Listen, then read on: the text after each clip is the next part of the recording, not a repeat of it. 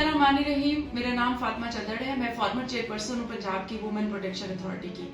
आज मैं पीपी 165 से अपने नॉमिनेशन पेपर सबमिट कराने के लिए गई हूँ। ये देखें किस तरह से वहाँ पे पुलिस वालों ने तूफान बदतमीजी मचाया हुआ था। मुझे अंदर नहीं जाने दे रहे थे, मेरा बैग छीन लिया गया, मेरे पेपर छीन लिए गए, अंदर से अमले ने आके मुझे बचाया है।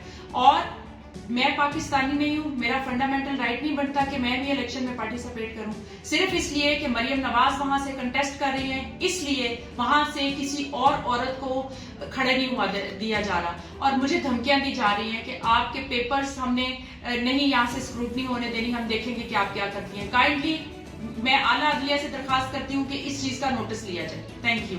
इलेक्शन कमिश्नर पंजाब का पाकिस्तान तहरीक इंसाफ के उम्मीदवारों से कागजात नामजदगी छीनने के वाकयात का नोटिस।